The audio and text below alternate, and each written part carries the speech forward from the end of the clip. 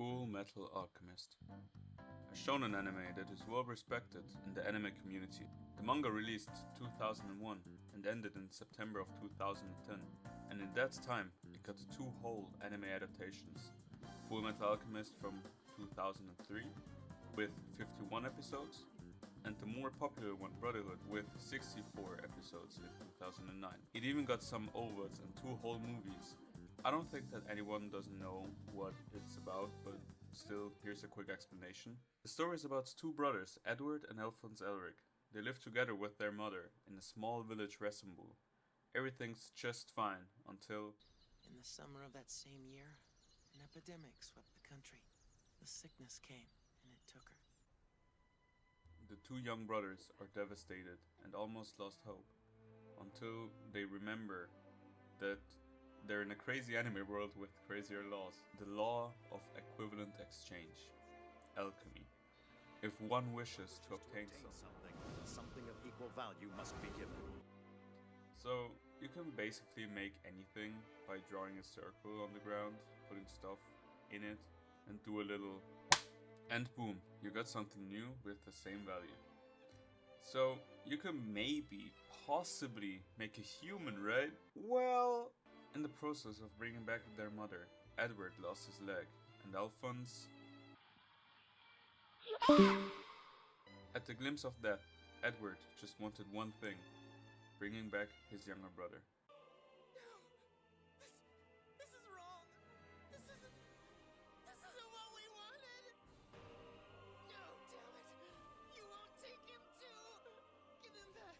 He's my brother! Take my leg! Take my arm! Take my heart! Anything you can have it! Just give it back! He's my little brother! He's all I have left! Somehow surviving this horrible accident, the brother now only have one goal, to bring back their old bodies with the help of the Philosopher's Stone. Trying to figure out how they will achieve this goal, they go on a journey with a lot of great characters, different cultures, and beautiful music. But they also realize what the world they live in really is.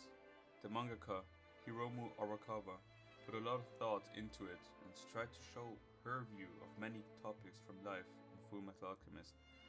And I think that's why the anime is still #1 in a lot of people's mind and on sites like My Anime List. After every series, OVA and movie came to an end around 2011, one man that goes by the name Fumihiko Sori would create a movie that left the fans of the series speechless. Well, not really. Everybody's talking shit about it.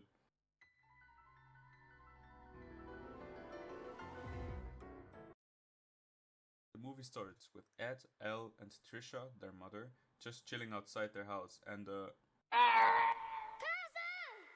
we're 2 minutes in the movie, and the mother already died. Like, I know it's hard to fully cover the story in only 2 hours, but come on. So now Ed and Elle are obviously sad and get the idea to, make a people.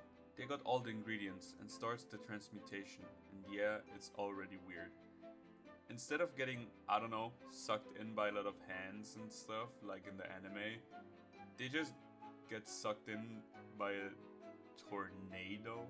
And the house is fucked up now as well. All the walls are destroyed, and well, in terms of CGI, it's not that bad right now. Not to say that it looks good, but I'm kinda used to bad CGI lately. So Elle gets sucked in and it switches to some guy running away from someone. I wasn't sure who that was yet, but then it clicked. It's Father Carnello.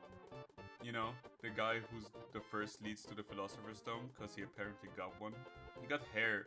I don't know why, because in anime he's bald, but yeah, well, doesn't matter, it's just hair, And then a boy in a red hood jumps down. And that's our boy. Edward L. Wait, what's wrong with his hair? So, the hair is obviously just a wig. It looks really bad, and that's the sad thing about it. It's not even a good wig. But even though there's a fake-ass wig, the movie can still be good, right? Right. Some alchemy fights are happening with some chimera beasts. I don't know, to be honest, because they're made out of stone. And chimeras are not made out of stone. You know the little sound when Ed claps his hands to use alchemy? Like the satisfying sound? Well, it doesn't exist in the movie, which isn't really a bad thing. It's not really a problem, you know? But it kinda annoyed the shit out of me. Why remove something that's so satisfying? While fighting, Al appears for the first time in this movie, and I gotta say, I'm just glad that the armor stayed the same, it didn't change. But there's some black stuff inside of him, like some black sandy stuff. Like I don't know what it is, but it doesn't make like a lot of sense because he's supposed to be hollow. You know, he's just armor. But alright. Not much later, Mustang appears. We find out that the stone is a fake. Wow, who would have thought? And there's a weird statue. At least the clothing from the military is nice, in my opinion. And now, the homunculi already appear. And oh my god, gluttony. I can't take him seriously like that. What am I talking about? I can't take any of them seriously. At the same time, Winry steps outside the train and oh my lord, why is she not blonde? Why she got brown hair, man? Well, Hughes, yeah. The only character in the whole movie who actually reminds me of the character he should represent. He got the looks and the spirits and, you know, just everything that makes Hughes, you know. Sad that he's in such a bad movie. After him, another man enters the scene, and I got no clue who you are, honestly. The whole movie I thought should have been King Bradley, but it's not. I looked it up. It's not King Bradley. One thing I recognize from the anime is the acting. But it's not good. It's like that typical hyper anime acting, and in the anime it totally makes sense and works because, you know, it's animated, so you can exaggerate the emotions. But here in the Netflix adaptation, it just feels wrong. 中佐ごときにこれじゃ軍の無駄遣いだね。兄さん。が言わなくてもさ。何よ、私に逆らう気。No one talks like that. In the next scene, Cornello gets killed by lust and Gluttony eats him.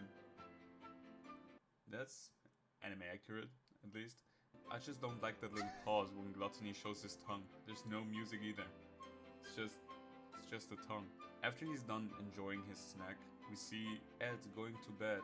And he's dreaming about that time when he lost his brother. In the stream, we see more about what went down that night. And we also see Truth. And honestly, I don't think he's badly made. I just don't get the same feeling when I'm looking at him, you know? He's just some gas floating around. Makes sense, but you know, And after that, we get a almost full CGI scene. And I absolutely hate it, but not as much as the next character. This motherfucker is back. And yeah, obviously he is, but I just can't take it. Not again. Also, Tucker from the movie doesn't look like Tucker from the anime at all. But I think I just have to get used to this at this point. So, Tucker tells Ed about Marco, a doctor researching about the stone for years. So he's trying to find him. And yeah, well, he does. But without Al's just chilling at Tucker's and helping him with his god-forbidden research. But Edward went with Winry. In the anime was, you know, the hot one. But you know, and now it happens. The first small joke. And I was so ready for Ed to completely lose it because, I don't know, I think it's funny. Just like Marvel series lately, I was disappointed. When they arrive, shit's kinda going down because Marco randomly shoots a woman outside his door. I know it's lust, but he didn't know that. For him, it was just a random woman standing at his garden door. Without any hesitation, he shoots her. He learned his lesson, because he's dead now. Lust killed him. Why? Well, at least nothing happened with Alan Tucker. Eduardo.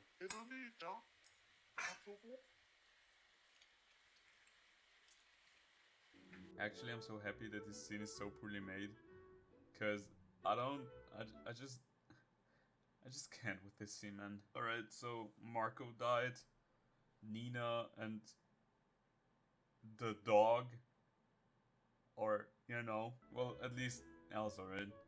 兄さんは魂を錬成したって言うけど、それってただの記憶で本当は人工的に作られたものじゃないのかな。 So Ed and Elle get in an argument because the red-ass bastards told Elle that maybe Ed messed with his memories for his own personal gain or something. Then they fight, and the only thing I kinda liked is Ed punched Elle with his left arm instead of his right, you know, the one that's not metal. Which is a nice sentimental thing to do, I guess, but, you know, it all gets overshadowed by the bad looks of the blood. I don't know why they put this in the movie, because it, like a lot of things in this movie, works so much better in the anime. And I don't even think it's Tucker giving him the idea, like in the anime. I think it's someone else. I'm not so sure. Jump a little forward.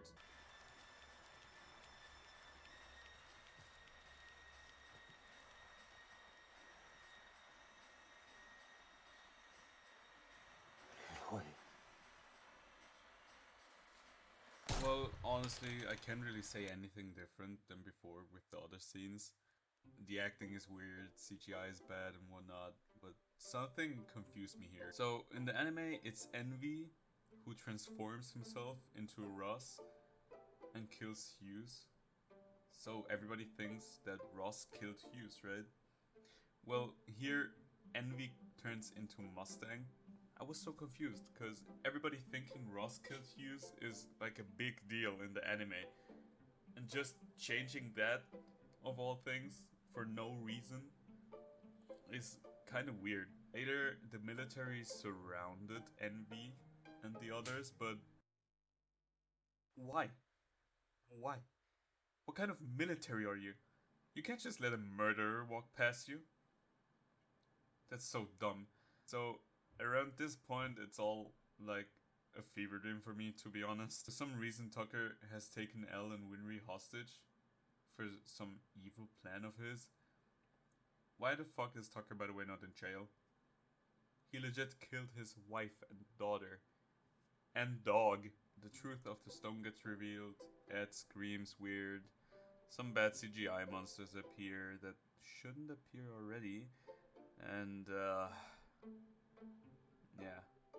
So, not much happens after that, honestly. They defeat, like, the bad guys, like Envy, Lost, and Gluttony.